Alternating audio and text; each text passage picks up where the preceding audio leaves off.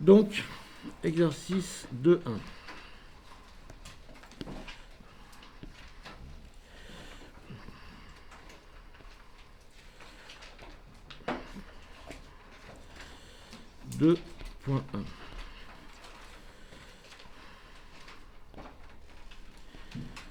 Donc l'exercice 2.1, c'est un exercice que vous étiez censé avoir fait à la maison. Donc je vous donne tout de suite les réponses. Je vais essayer de les retrouver pour ne pas vous dire trop de bêtises.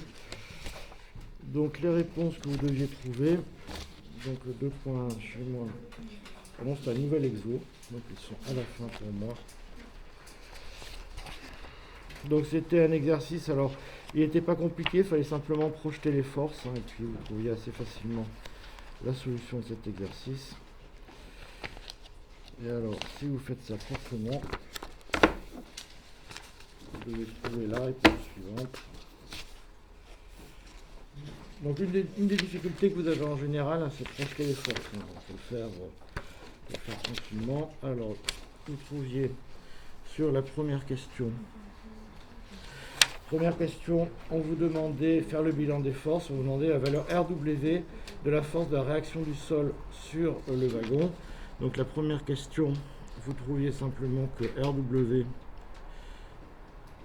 est égal à moins P. La question B, vous trouviez que F égale T égale LWA. D'accord. Alors dans leur notation, T exercé par le fil égale MW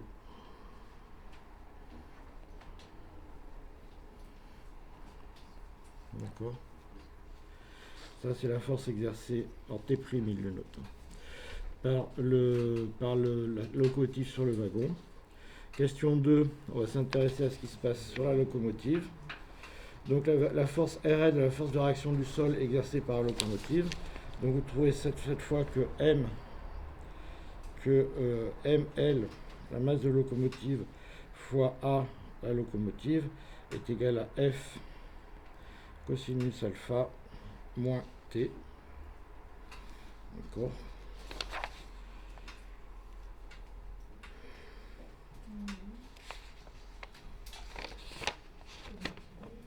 Ça c'est le petit b, pardon, excusez-moi, je vais le mettre dans le bon ordre, ça ira mieux. Donc le petit a, vous trouvez que la réaction sur la locomotive est égale à mg moins f sinus alpha. Et le petit b, vous trouviez que ml fois l'accélération de la locomotive est égal à f cosinus alpha moins t.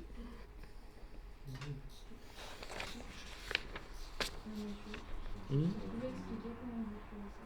je n'explique pas parce que vous deviez le faire à la maison.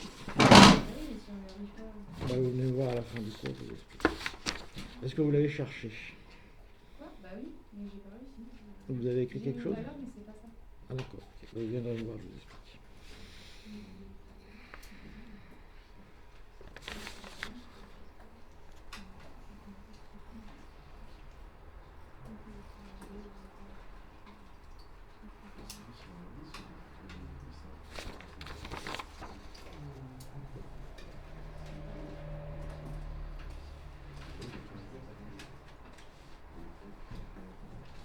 C'est vrai que j'ai oublié un article qu'il y a ici. Il y a un T cosinus alpha ici.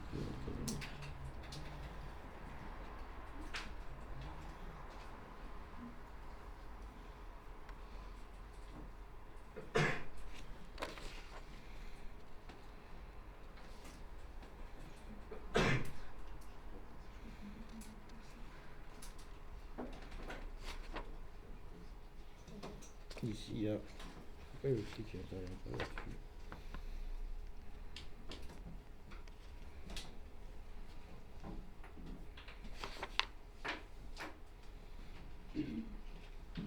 Moi, là, j'ai un T qui intervient là-dessus.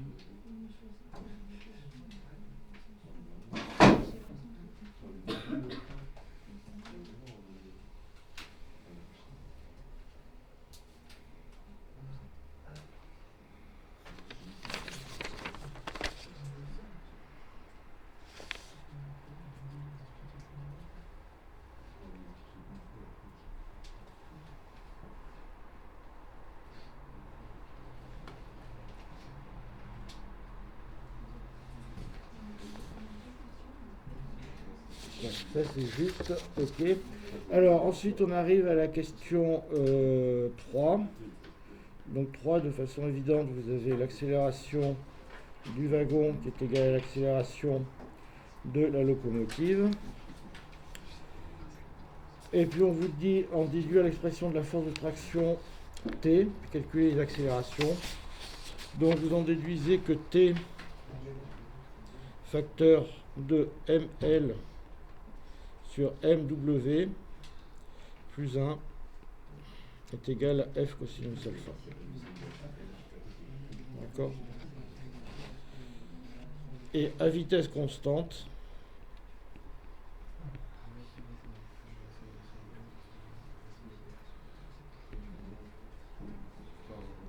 vous avez A du wagon qui est égal à A de la locomotive qui est égal à 0, qui vous entraîne directement que T est égal à 0.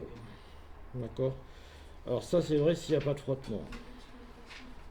Autrement dit, quand vous roulez à vitesse constante sans frottement, bon ça c'est quelque chose que vous sentez intuitivement, si vous êtes en train de tirer un chariot à vitesse constante, il n'y a pas de force entre le chariot et la locomotive. D'accord? C'est seulement au moment où vous accélérez que vous sentez une force. Alors ça, vous le sentez si vous tirez quelque chose, vous voyez que la force que vous exercez, elle est essentiellement au démarrage. Une fois que vous atteignez une certaine vitesse, la force, elle diminue. Donc ça, c'est pour l'exercice 2, de quoi 2.1. Donc l'exercice 2.3.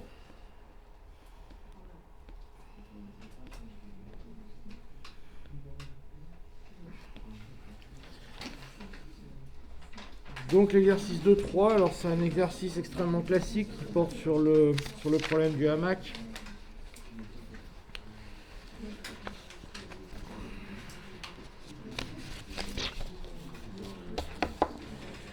Donc ça c'est le problème du hamac.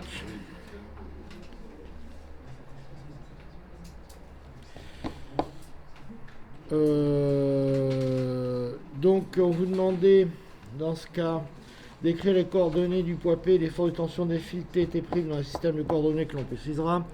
Donc vous prenez un système de coordonnées qui va être le plus simple possible, c'est-à-dire essentiellement, bon il y a plusieurs choix, mais vous prenez X, Y, vous avez ici, alors comment c'est noté? Vous avez ici T,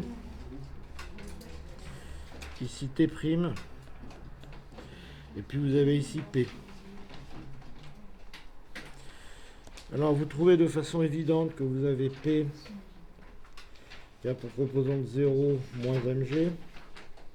D'accord. Vous avez T qui a pour composante T. Alors il faut mettre un angle alpha au bon endroit, donc ils l'ont mis là, l'angle alpha. D'accord. Vous avez un truc qui vaut T, T cosinus alpha, puis T sinus alpha. Et puis vous avez T' qui vaut moins T cosinus alpha, puis T sinus alpha. Ok. Donc il faut juste regarder un peu comment ça se projette. Donc encore une fois, les projections, vous avez en général un petit peu de mal, donc prenez le temps de les faire, dessiner les choses, puis ça se passera bien. Ok. Alors, ce qui simplifie énormément les choses dans ce problème, c'est que le hamac est accroché à la même hauteur à droite et à gauche, d'accord? S'il n'est pas accroché à la même hauteur à droite et à gauche, ça devient un petit peu infernal à résoudre ce problème. Ok. Alors, pour des raisons...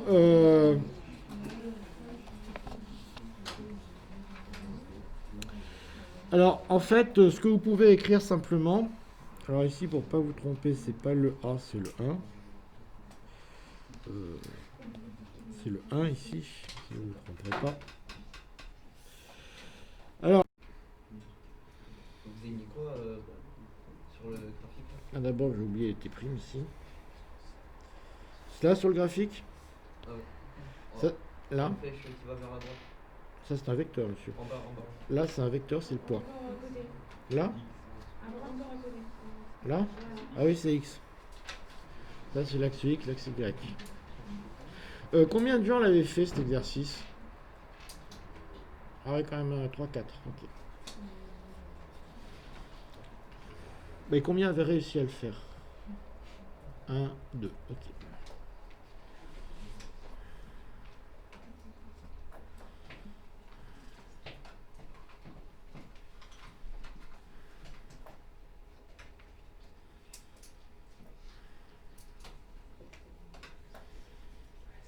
Bien, là, c'est que ici, quand vous suspendez un Mac de cette façon, l'angle ici est forcément égal à l'angle ici, d'accord? Alors en fait, ce problème, il est un peu trivial parce que vous avez ici forcément les mêmes tensions des deux côtés, mais vous avez surtout le même angle. Pour des raisons de symétrie évidentes, vous trouvez que T égale T'. Alors c'est quoi T égale T'? Ça veut dire que si vous coupez votre problème en deux et que vous le retournez, vous avez à nouveau le même problème, physiquement. Donc T est forcément égal à T'. D'accord? Ça, c'est ce qu'on appelle les lois de Curie quand on a fait les bonnes écoles. Mais essentiellement, vous voyez que si vous prenez un problème, vous avez un plan de symétrie, donc T est forcément égal à T'. Oui. Vous pouvez remettre Donc une fois qu'on est là par symétrie, on a T égale T'. Alors une fois que vous avez T égale T', vous pouvez écrire sur l'axe X. Sur X, vous avez évidemment que A égale 0, hein, puisqu'on est à l'équilibre. Ce qui vous donne immédiatement que T cos alpha égale T' cos alpha. Non, pardon, excusez-moi, je vous écris une bêtise là-haut. C'est pas T égale T', c'est alpha.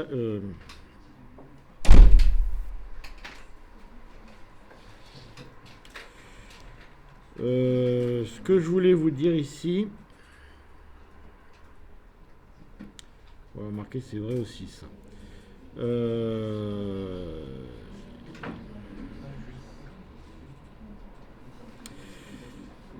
Ce que je voulais dire, c'est que par symétrie, vous avez le même angle. On a le même angle des deux côtés. Donc ça, je l'avais déjà dessiné. Ce que je voulais dire. Donc quand vous écrivez ça, vous en déduisez immédiatement que vous avez T égale à T'. D'accord? Ça, c'est le premier résultat évident.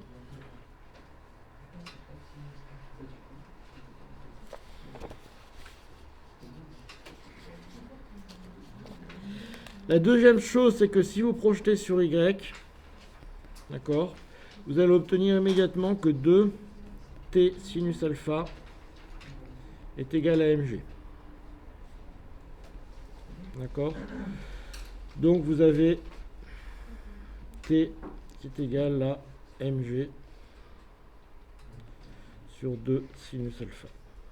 Voilà, ça c'est le résultat qu'on vous demande. Alors, troisièmement, vous avez un résultat qui est relativement évident.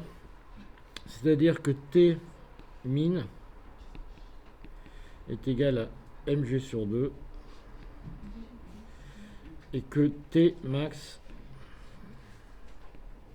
c'est quand alpha tend vers 0, vers pi sur 2, non, vers 0, pardon, et ça tend vers l'infini. Alors ces deux résultats sont assez intuitifs finalement parce que ça correspond à quoi? Ça correspond, alpha est égal à 0, ça correspond au fait simplement que vous suspendez, c'est-à-dire que l'angle est égal à pi sur 2, c'est là où c'est simplement un truc vertical, c'est-à-dire que vous avez deux ficelles, vous pendez le truc dedans, donc vous trouvez de façon évidente que vous avez simplement la moitié du poids, vous avez deux ficelles qui pendent, vous portez la moitié sur chaque ficelle. Par contre, ce qui est plus un peu moins intuitif, c'est que vous avez pi sur 2, c'est-à-dire que vous voulez le mettre à l'horizontale, le truc. Donc pour le mettre à l'horizontale, il faut que vous tiriez sur les deux ficelles pour amener le truc à l'horizontale. D'accord? Et ce que vous voyez dans cette équation, c'est qu'en fait, vous n'y arrivez jamais. Parce que pour mettre le truc complètement à l'horizontale, il faudra appliquer une force infinie. Alors si vous avez déjà dormi dans un hamac, vous voyez très bien, c'est-à-dire que quand vous montez sur un hamac, si vous voulez qu'il reste horizontal, il faut tirer extrêmement fort sur les deux côtés. D'accord? Si vous avez un hamac qui est suspendu à des ressorts, hein, ce qui est le cas du mien, vous voyez quand vous montez dedans, le hamac il a tendance à s'affaisser, les ressorts ils vont se tirer comme ça. Et si vous voulez arriver que le hamac reste dans la même configuration, il faut mettre des ressorts de plus en plus puissants. D'accord? Donc ça veut dire qu'en fait, si vous voulez que le hamac reste à l'horizontale, il faut tirer très très fort sur les deux bouts. Alors si vous l'avez fait avec quelqu'un, si vous mettez quelqu'un dans un drap et puis vous tirez les deux bouts, vous verrez que pour le faire remonter, il faut tirer très fort. Et idéalement, pour le faire remonter complètement à l'horizontale, il faut tirer avec une force infinie. Donc c'est ce que veut dire ce résultat-là, quand alpha tend vers 0, il faut exercer une force infinie pour le remettre à l'horizontale. Inversement, si vous voulez juste le tenir dans un baluchon, si vous voulez, il faut simplement exercer la moitié de la force pour le tenir dans son baluchon. D'accord ? Donc ça, c'est un résultat qui est relativement intuitif. Ce qui est un peu plus compliqué, c'est de faire ça. Alors en fait, ce résultat-là, je vous dis, on fait le calcul, mais en fait, il est trivial parce que par symétrie, vous ne pouvez pas avoir autre chose comme résultat. Vous avez un problème qui est qu'il y a une symétrie miroir autour de l'axe vertical, donc vous ne pouvez pas avoir d'autres résultats que ça. D'accord? Voilà, donc voilà ce qu'on pouvait dire sur ces deux exos que vous aviez à faire chez vous. Donc encore une fois, quand vous avez à les faire chez vous, je vous invite quand même à le faire, parce que c'est toujours intéressant, parce que là, je pense que vous avez fait que recopier, vous n'avez rien compris, ce qui est relativement normal. Donc on va passer maintenant à l'exercice 2.5. Ces problèmes-là, ils sont extrêmement simples. En général, c'est toujours la même chose, c'est somme des forces égale MA.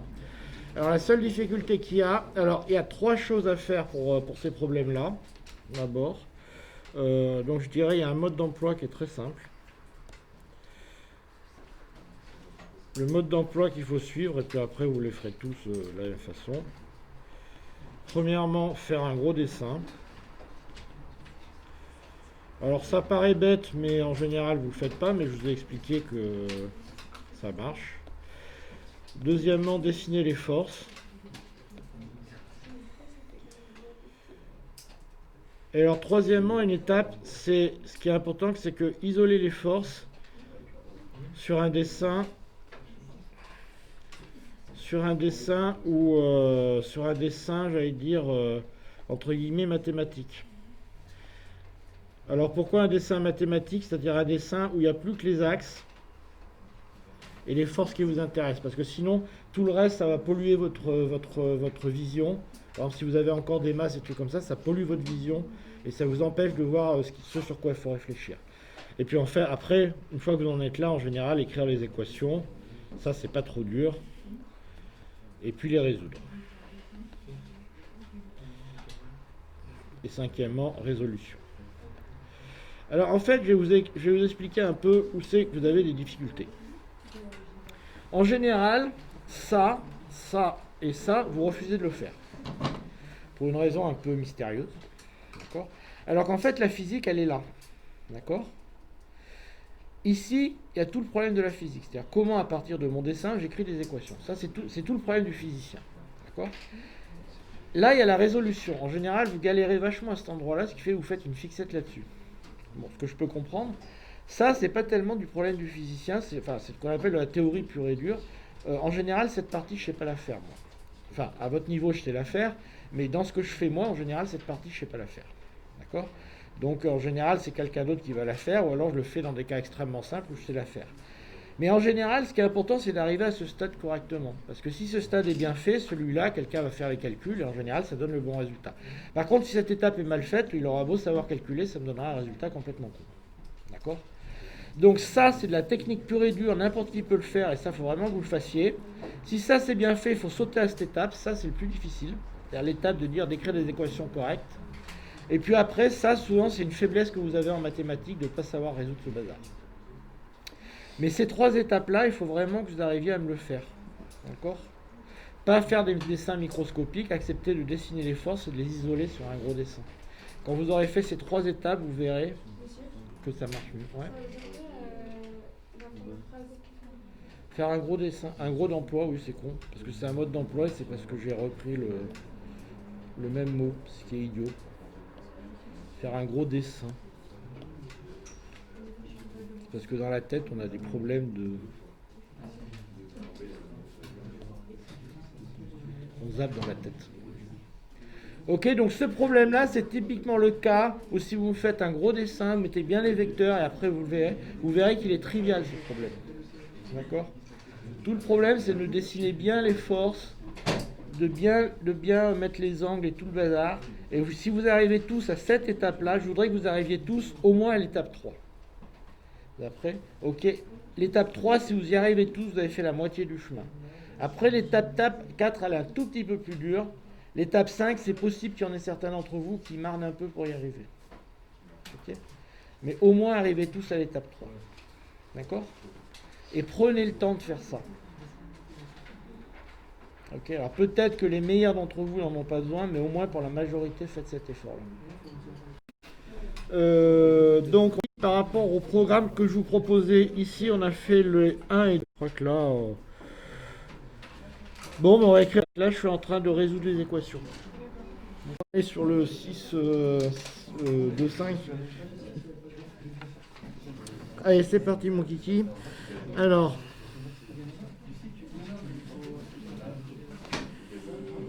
Deux 5, c'est l'exercice sur les 3 poulies. Donc, ce que je voudrais quand même vous signaler, c'est que les seuls qui sont arrivés à peu près jusqu'au bout de cet exercice, c'est ceux qui avaient fait les dessins comme je vous l'avais recommandé. Les autres, ils avaient eu du mal. Alors, la première question, elle était là simplement pour vous faire dessiner les choses. Ce problème n'est pas compliqué, sauf que c'est exactement le même problème que le hamac, sauf qu'au lieu d'avoir des bras qui tirent, là vous avez des poulies qui vont tirer. Mais la physique est exactement la même. Donc essentiellement, vous avez ici 2 poulies. Vous admirez que je fais des ronds vachement ronds, c'est vachement classe. Donc je vais faire 2 poulies, bien rondes. J'en ai une qui est plus grosse que l'autre, on s'en fout. Au passage, ça ne dépend pas de la taille de la poulie. Voilà, là j'ai ma masse. Bon, je peux faire une masse carrée, attendez, je vais vous faire une masse carrée aussi. Ça va être là, je vais faire une masse carrée. Voilà, là j'ai une masse M1. Là j'ai une masse M2. Et là j'ai une masse M3. Voilà. Donc j'ai mes masses qui sont comme ça. Bon, on va dire que ça marche comme ça. Bon, alors évidemment, là mon dessin n'est pas bien fait, mais enfin on va considérer que ça marche quand même. Donc en fait, ici, j'ai un angle alpha, d'accord? Et puis ici, j'ai un angle alpha 2. Alors le problème de cet exercice, c'est là où il est très différent du hamac, il est dans ce problème-là, c'est-à-dire qu'ici, j'ai un angle, une masse M1, une masse M2. Monsieur, les angles, ils sont pas... ils sont à l'intérieur. Ils sont sur l'axe Y. Ils sont sur l'axe Y ici, d'accord, je vais les mettre sur l'axe Y alors. Donc la grosse différence ici, c'est que les angles alpha 1 et alpha 2 ne sont pas égaux. Ils ne sont pas égaux du fait que mes deux bonhommes, ça, si vous voulez, mes bonhommes alpha 1 et alpha 2, ils ne tirent pas de la même force. Et alors ça va entraîner un truc compliqué au niveau du calcul. Ça n'entraîne pas quelque chose de compliqué si vous voulez, dans l'absolu, mais dans les calculs, ça va entraîner une chose un peu compliquée parce que vous perdez votre plan de symétrie. D'accord ? Là, dans ce problème, vous n'avez pas le plan de symétrie là. Sinon, si vous avez le plan de symétrie, le problème sera assez trivial. Mais là, vous perdez votre plan de symétrie. Alors, si on dessine les forces, ma foi, le problème devient assez simple quand même pour les forces. Vous avez ici P1, ici P2, ici T2, ici T1, ici on va l'appeler simplement P. Vous avez ici T, alors comment on va les appeler ici? On va appeler T. Alors ça embête de l'appeler T2 parce que c'est pas le même vecteur quand même. Alors comment on pourrait l'appeler? Ouais, T'2, T'1. Bon alors là on va résoudre les choses de façon évidente. Vous avez T1 qui est égal à moins P1, T2 qui est égal à moins P2. Et puis vous avez T'1 plus T'2 qui est égal à moins Mg. D'accord? Bon, ça c'est ce qu'on vous demandait dans la première question.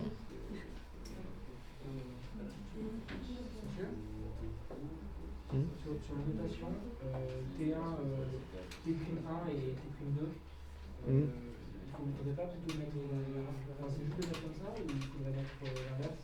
C'est-à-dire, là, le fait que T'2 ne soit pas dans le même sens que T2, ça a un impact ou c'est pas un problème? Qui c'est qui n'est pas dans le même sens? Ça? Parce que dans l'exercice précédent, T1 étaient les mêmes vecteurs qui étaient dans l'autre sens, vous voyez ce que je veux dire? Non, pas bien. Non, mais on s'en fout, là, l'ordre, ça, on s'en fout. Bon, donc ça, c'était pas trop compliqué d'arriver là. Alors, vous allez voir que c'est après qu'on va avoir un petit problème. Alors, je vous dis tout de suite, c'est pas un problème technique, enfin, c'est un problème technique, c'est-à-dire que le problème, c'est comment on va arriver à résoudre ce bazar.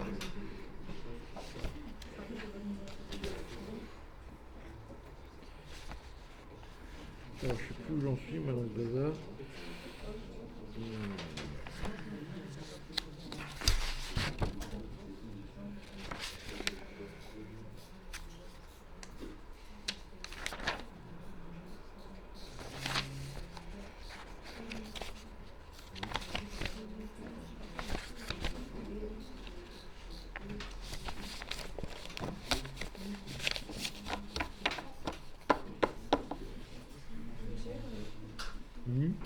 Là, vous avez mis un égal entre T2 égale. Ouais, j'ai mis un égal qui ne doit pas y être. Bon, là, c'était la question 1, donc elle était relativement facile. Maintenant, ce qu'il y a, c'est qu'on va... Alors, on va choisir comme repère un repère centré sur M. Donc, on va choisir comme repère...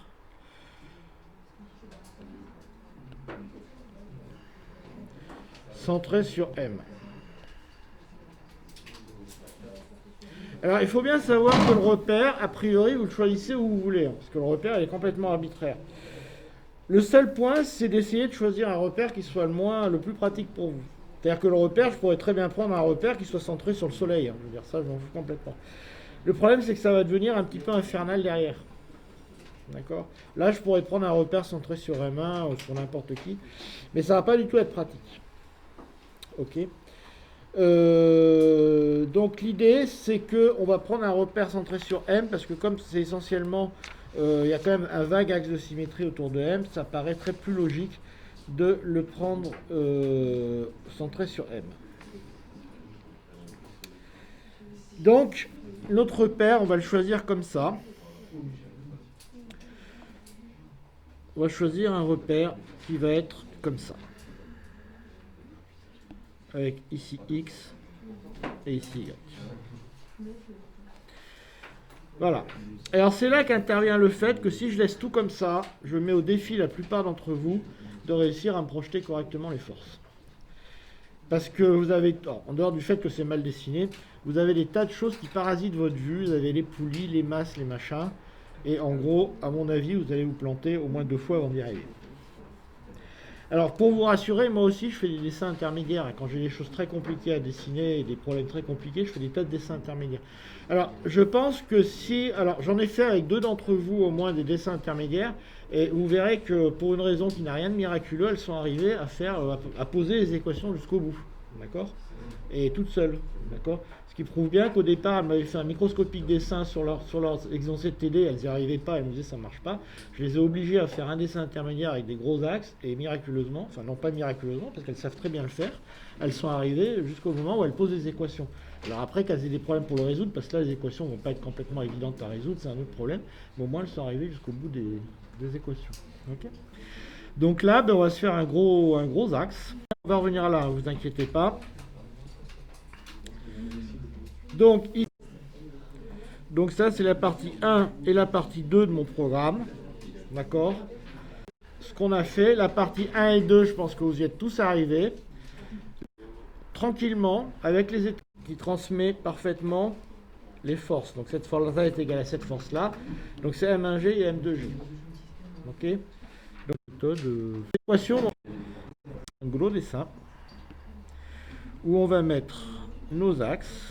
Voilà, poum, poum, voilà, donc là j'ai X, hop,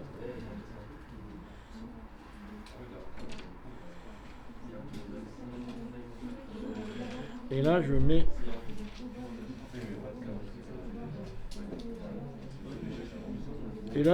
Y.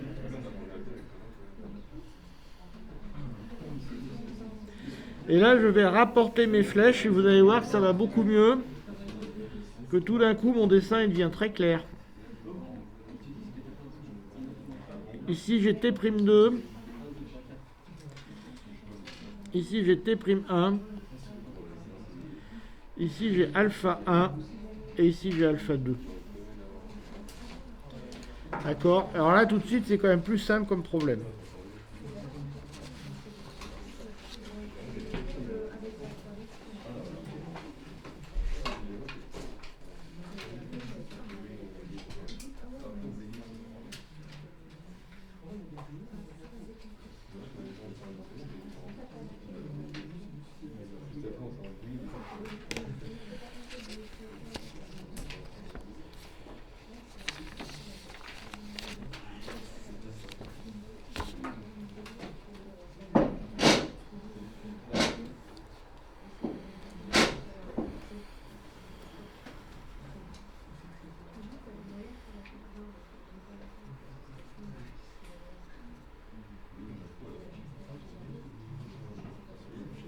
Bon, alors à partir du moment où on est là, eh ben on va projeter tout ce bazar. Donc on va écrire simplement la relation fondamentale de... Alors vous appelez bien comme ça. Enfin on va écrire que somme des forces égale MA.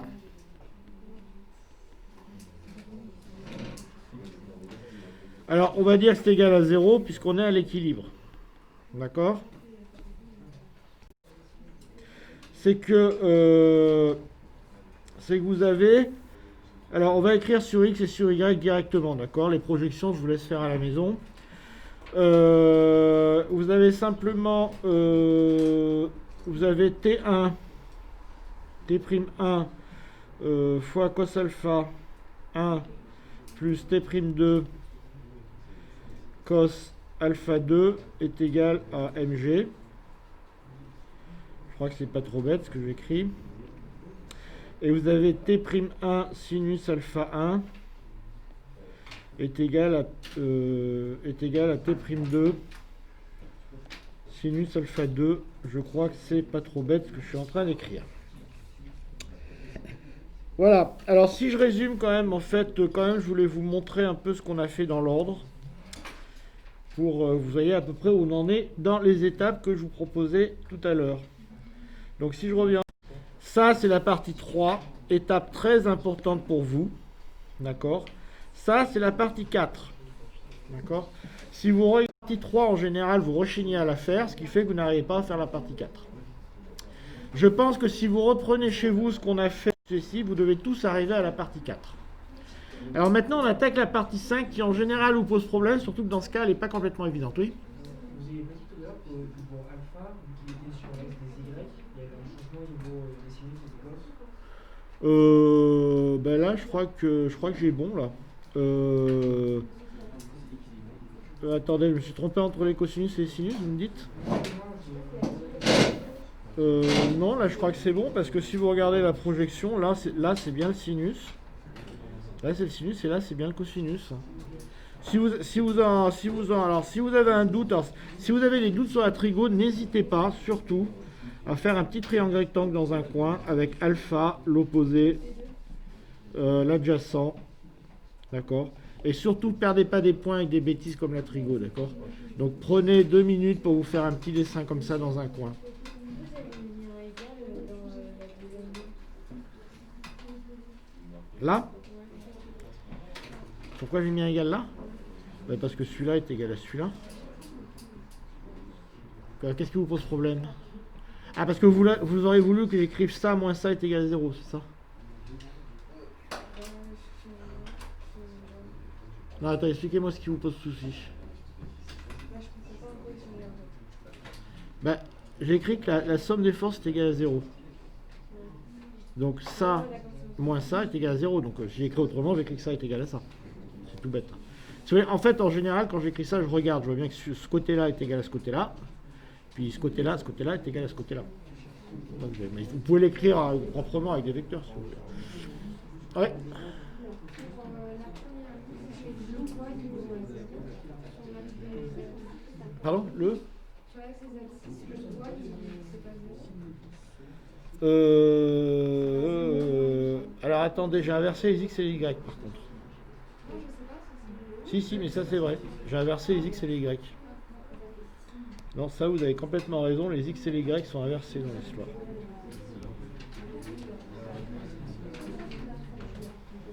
Vous avez tout à fait raison, les X et les Y sont inversés.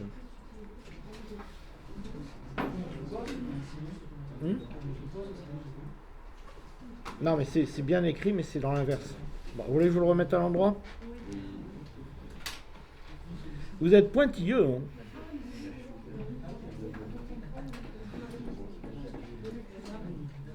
Mais je vous félicite de l'avoir remarqué. Bon, allez, je vous le remets dans le bon sens pour les X et les Y. Mais c'est bien parce que c'est vous. Hein.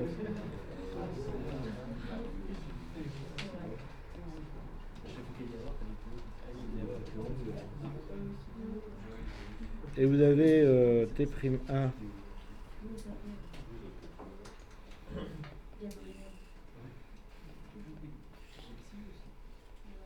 Ah là, c'est dans le bon sens. De toute façon, X et Y, c'est arbitraire aussi, hein, on s'en fout. Voilà, voilà. Bon, ça change rien au problème que maintenant, il faut résoudre ce bazar.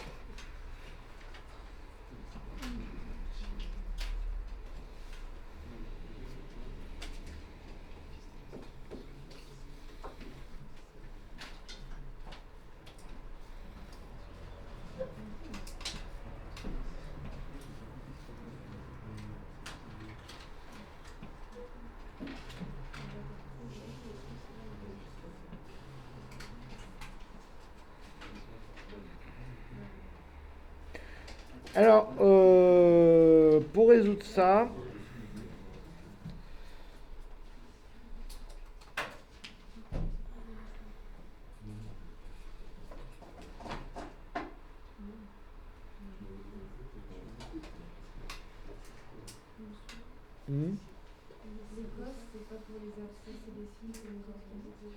ben, ça dépend où vous mettez le alpha. Hein. Là, le alpha, il est défini là. Donc si le alpha est défini là, ça vous fait bien sinus sur les x. Ça, c'était la remarque qu'il me faisait tout à l'heure. Ça dépend où vous définissez le alpha. C'est pour ça qu'il était perturbé, comme j'avais mis en envers les x et les y, du coup ça le perturbait. Mais si vous définissez le alpha là ou là, ça fait l'un ou l'autre. Ouais. Bon allez, on s'attaque à ce machin là, parce que c'est pas tout ça, mais... Allez, alors je le remets, donc ça vous fait de l'autre côté ben, ce que j'ai trouvé. Moi, enfin T'1, vous lis, je réinjecte. Pour tout le monde, je voudrais que vous arriviez tous à cet endroit-là. D'accord? Il faudrait que tout le monde arrive là, et vous verrez que c'est pas très difficile. Si vous le faites avec méthode, c'est pas très dur d'arriver là. Après, à faire ça. Ça, vous devez tous savoir le faire. Et vous verrez que tous les exercices de cette partie, c'est tous les mêmes. D'accord? Alors le suivant qu'on va faire, et je vous demande d'appliquer à nouveau cette brave technique, c'est l'exercice numéro.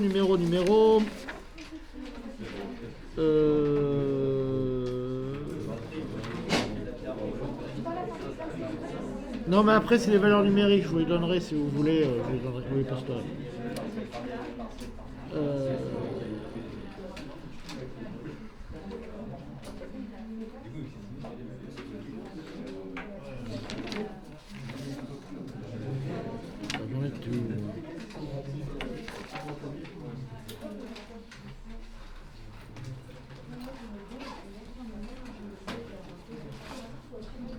Alors, ce qu'on va faire, donc le 2-5 on l'a fait, on va s'attaquer à un exercice qui est assez intéressant, ce qu'on appelle la machine d'Atwood. Donc c'est exactement le même exercice, donc c'est le 2-11, ok. Ce qu'on appelle la machine d'Atwood, donc c'est pareil, je vous demanderai de faire, il nous reste encore un petit moment. Donc la machine d'Atwood, j'aimerais bien que vous appliquiez la même méthode et que tout le monde arrive à poser les équations proprement. D'accord? Il est plus facile que celui-là, la machine d'Atwood. Ok? Donc j'aimerais que vous posiez les équations proprement. La petite difficulté de la machine d'Atwood, c'est quand vous arriverez à cet endroit-là, de ne pas se planter dans les signes. C'est le seul truc qui est difficile, parce que c'est un problème à 1D, donc il est plus facile que celui qu'on vient de faire. D'accord? Donc je voudrais que vous arriviez tous à arriver à cet endroit et essayer de me faire des dessins. D'accord? Quoi le 3? Essentiellement, là, c'est mon truc. Là, c'est la partie 4. Alors, donc c'est l'exercice, je sais pas quel, de 11.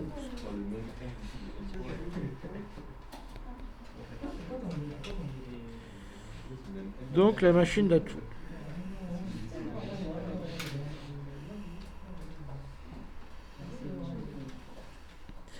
Donc comment elle se présente cette machine? Donc c'est tout con. J'ai une poulie. J'ai une poulie ici. Et puis dessus, j'ai ici une masse M1 et une masse M2. Donc là, j'en suis au chapitre 1 de ma méthode. J'ai ici AT1, ici P1, ici P2 et ici T2. Alors maintenant, je passe à la partie 2. Donc j'ai juste dessiné les vecteurs. Donc les vecteurs, c'est simplement T2. Ici, j'ai P2. Attends, je l'ai mis à l'envers, donc je vais vous le mettre dans l'endroit, sinon vous n'allez pas être content. Ici, j'ai T1. Alors ici, j'ai MG1. Est-ce que vous pouvez arrêter de parler? Oh, au fond, là-bas. Ici, j'ai T2. Et ici, j'ai MG2. Alors, on pourrait croire que tout ça est égal à première vue, mais alors là où il faut faire attention, c'est que ce n'est pas le cas. Parce qu'il faut que je rajoute ici une accélération A1. D'accord? Parce que mon histoire, si M2 est différent de A1, ça bouge. Alors, je vais le faire en plus gros, l'accélération. Donc j'ai une accélération A1. Et alors, ce qu'il faut bien voir, c'est là où toute l'astuce est là, parce que sinon on s'en sort pas à la fin, c'est que si j'en ai une qui monte, l'autre descend. Ça c'est balèze hein, quand même. Mais si j'en ai une qui monte, l'autre descend, ça veut dire que si j'en ai l'accélération est dans un sens, l'autre est dans l'autre sens. D'accord? Alors ce que je viens de dire, qui est puissant par la pensée, c'est en fait, si vous écrivez pas ça, vous allez vous trouver dans la merde à la fin.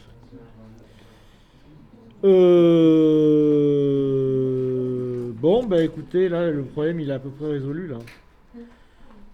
Je crois que c'est pas bien méchant, hein, c'est pas violent.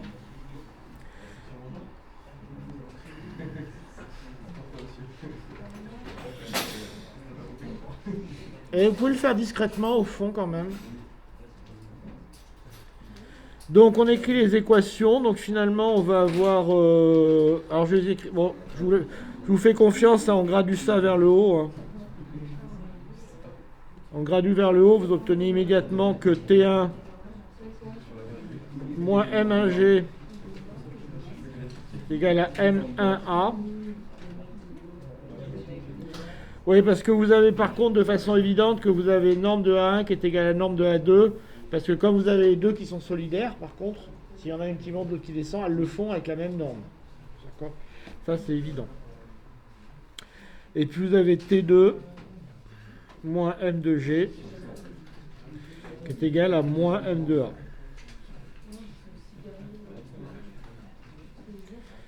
Je crois que jusque-là, on est content. Ouais. Pourquoi l'accélération de A1 elle est monte, celle de A2 elle descend? Et vous me la refaites c'est quoi la question? Pourquoi l'accélération de A1 elle monte et l'accélération de A2 elle descend? Ben parce que quand je regarde le mouvement de ma police, si celle-là elle monte, celle-là elle descend. Ok? C'est tout simplement ça. Ça c'est juste l'astuce au niveau. Si on oublie ça, en fait, après on se retrouve avec des. On s'en sort pas de la résolution de ce truc.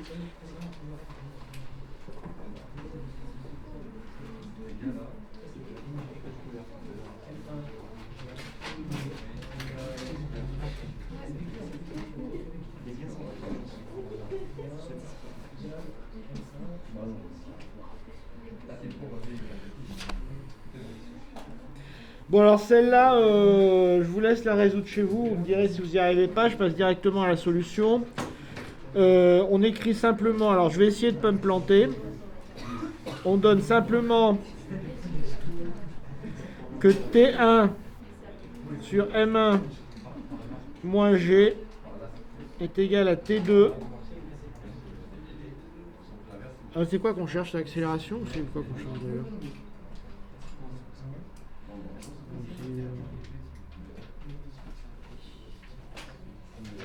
Ah oui, mais enfin on a T1 égale T2 aussi. Hein. J'avais oublié de vous le noter ça.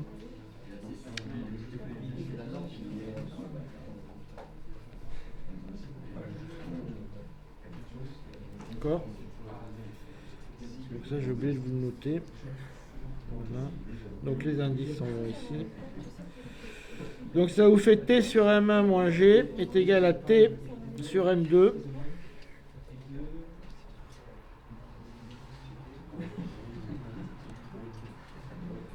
Et si ça va avec quoi celui-là? Le T3?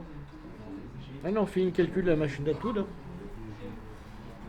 Non, là c'est la partie, c'est la dernière partie. Excusez-moi. Le 5, je résous les équations. D'accord. Alors une fois que vous en êtes là, vous obtenez simplement que T, hauteur de 1 sur M1 plus 1 sur M2 est égal à 2G. Ce qui vous entraîne que T est égal à 2G, facteur de M1 M2 sur M1 plus M2.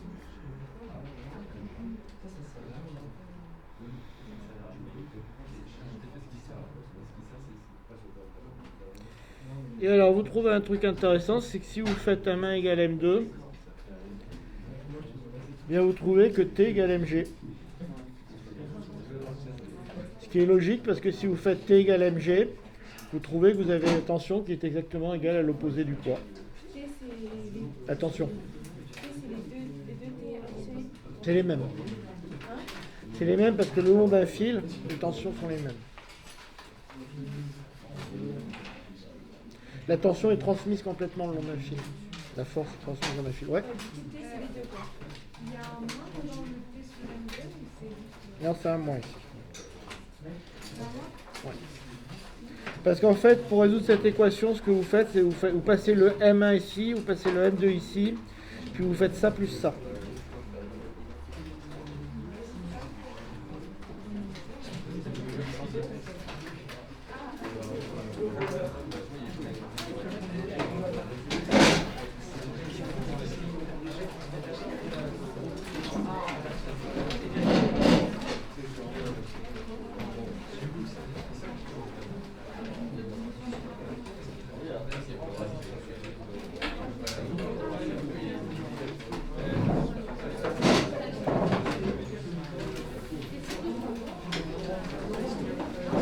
De l'autre côté parce que on va en avoir besoin.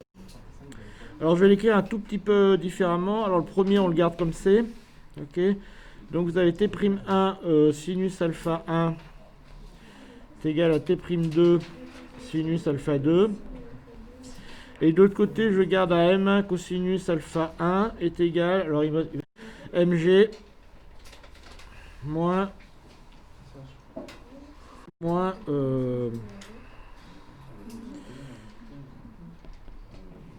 T'2 cosinus alpha 2. Bon, on est tous d'accord avec ça? C'est bon? Bon, allez, on se lance dans la bataille. Alors, est-ce que quelqu'un a une idée comment résoudre ce genre de bazar? Alors, vous voyez, ce qui est très très compliqué tout à l'heure, c'est que... Voilà pourquoi c'est plus merdique que tout à l'heure. Simplement parce que tout à l'heure, on avait la chance d'avoir tous les T qui se simplifient. Alors, vous voyez, si tous les T se simplifient, cette affaire, ça devient super simple. Là, le problème, c'est que vous n'avez rien qui se simplifie.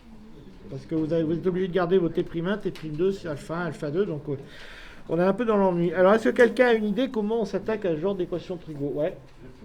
Ça serait le sin alpha 1 en Celui-là, vous aurez envie de le passer là. Alors, ça, c'est pas forcément une bonne idée. Alors, regardez bien, vous avez reçu un sinus en dessous un cosinus. Quelle idée qui vous viendrait à l'esprit qui est sympa? On change les cosinus en sinus. En faisant comment?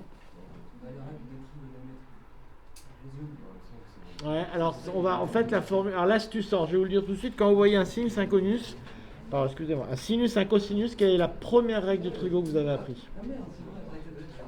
La toute première. Voilà, c'est ça.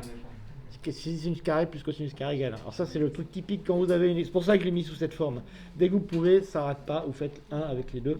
Parce que si... Alors, attendez, j'ai pas dit tout le temps, hein, j'ai pas dit tout le temps. Mais ce qu'il y a, c'est que vous voyez que vous avez sinus, cosinus d'un côté, et de l'autre côté, il n'y a plus de alpha 1. Vous voyez? Donc si vous faites ça, vous allez éliminer l'alpha 1 d'entrée. D'accord? Donc vous faites... donc vous élevez au carré.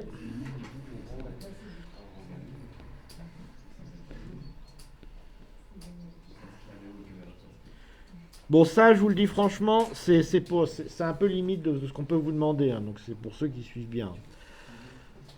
Alors, ça vous fait un T'1 au carré, facteur de sinus carré alpha 1 plus cos carré alpha 1. Alors, de l'autre côté, c'est le problème, c'est que vous allez vous retrouver avec une litanie de choses pas très marrantes. Vous avez un T'2 sinus carré alpha 2 plus mg au carré plus T'2 au carré cosinus carré alpha 2.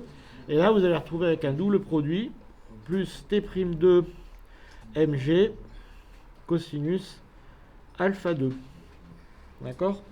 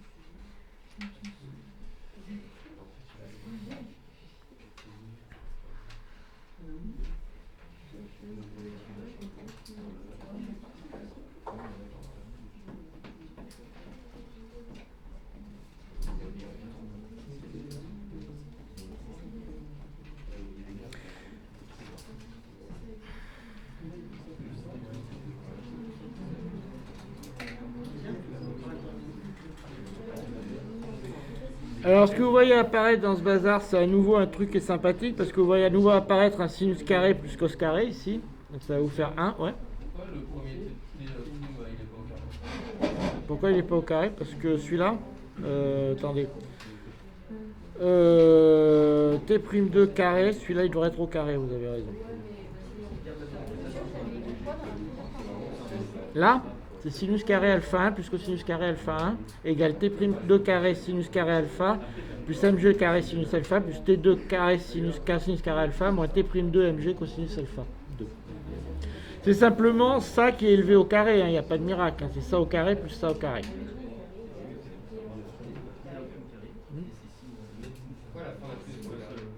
Là, parce que c'est le double produit, donc là pour le coup vous avez un terme qui est en T2 mg. C'est le double produit, donc vous avez mg carré moins plus 2 T'2 carré cosinus carré alpha moins 2 mg T'2. Il manque le 2 par contre, là vous avez raison. Là il manque un 2. Il manque un 2 parce que c'est le double produit. C'est A carré plus B carré moins 2 AB cosinus alpha. Vous avez le droit d'additionner avec la composition T1 sur X et sur Y. Pardon? Là, vous avez additionné la composition X et Y de T1. Où ça? La première ligne en élevant au carré. Là? Ici? Là? En élevant au carré à la droite. Là? Encore en dessous. Là? Encore en dessous. Là? Oui, ici. Ouais. Là, vous avez additionné les X et Y. Ouais, mais c'est pas grave parce que là c'est une norme là. Ici, bah oui, c'est une norme là. C'est ça l'intérêt, c'est que c'est pas tx carré plus ty carré, c'est la norme fois un sinus. Donc là, du coup, ça c'est purement un réel, quoi. C'est une norme, il n'y a pas de souci. C'est plus des vecteurs à ce réel. Donc ça, j'ai le droit de le faire. Alors ici, pour aller un petit peu plus loin, je factorise mon T2. Ça me fait un T2 carré facteur de sinus carré alpha 2 plus cos carré alpha 2. D'accord? Il me reste ici un mg carré moins 2 t'2 mg cos alpha 2. D'accord? Et vous voyez que ça vous fait un t. Alors si ici ça vous fait ça vous fait 1. Et ça vous fait aussi 1. D'accord? Donc vous trouvez que finalement t'1 au carré est égal à t'2 au carré plus mg facteur de mg moins 2 t'2 cosinus alpha 2.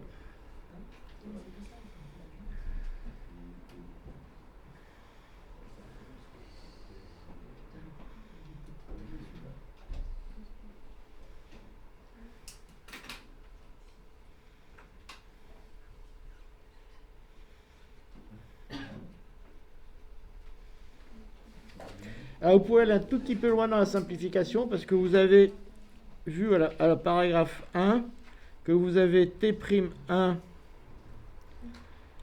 qui est égal à m1g et vous avez ici t'2 qui est égal à m2g. D'accord? Ça c'est au début, vous avez vu que la traction qui s'exerce sur le fil c'est égal à m1g et m2g. D'accord? Puisqu'on avait ici ça dans mes équations. J'obtiens simplement, je peux simplifier par g, et j'obtiens ici que m1 carré est égal à m2 au carré, d'accord, plus m carré moins 2 m2 cosinus alpha 2. D'accord?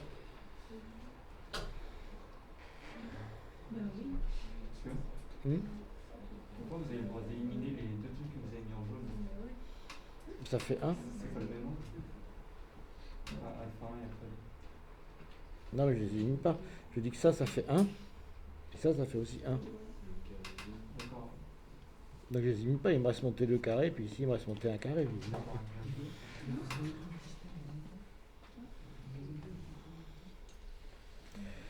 Et vous trouvez finalement que alpha 2 est égal à m carré plus m2 carré moins m1 carré. Oh, c'est le cos alpha 2, excusez-moi.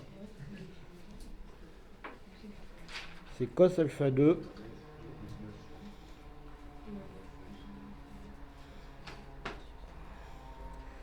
sur 2m m2. Monsieur, Mmh. j'aimerais comprendre ce qui se passe après le système.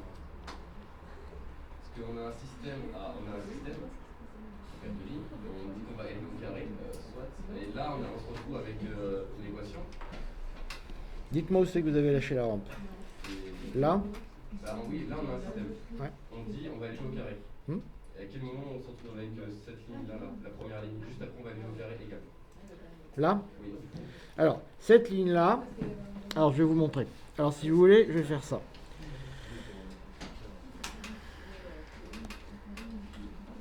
Si je l'élève au carré, ça, d'accord, j'obtiens t'1 au carré sinus carré alpha 1 est égal à t'2 au carré sinus carré alpha 2. Vous êtes d'accord avec moi? Celle-là, c'est un peu plus compliqué. Si je l'élève au carré, j'obtiens t'1 au carré cosinus carré alpha 1. Et là, il faut que je fasse attention parce que ça me fait mg carré plus t'2 au carré cos carré alpha 2. D'accord?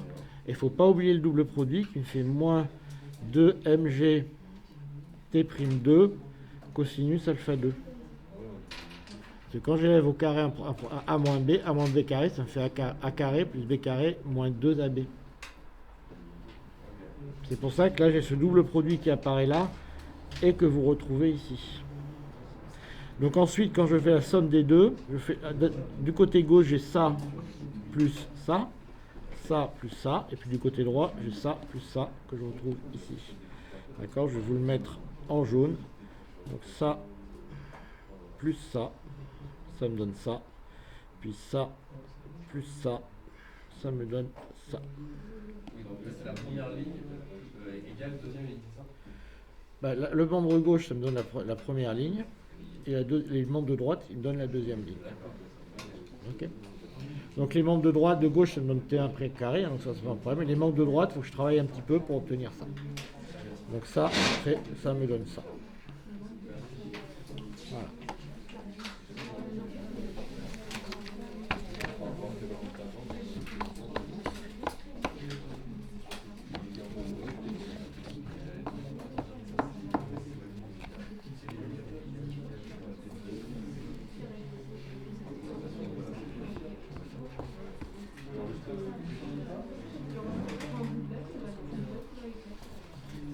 Alors, ce qu'on vous demande à la fin, donc on va passer à l'exercice suivant. Alors, donc je vous laisse faire les applications. Ce qui est intéressant de voir, c'est que c'est indépendant de la longueur des fils.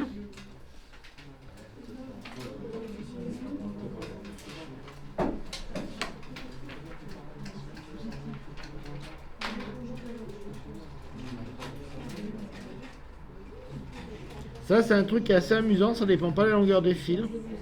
D'accord. Et puis, ça dépend, alors en fonction des masses, et alors c'est indépendant de la hauteur des poulies.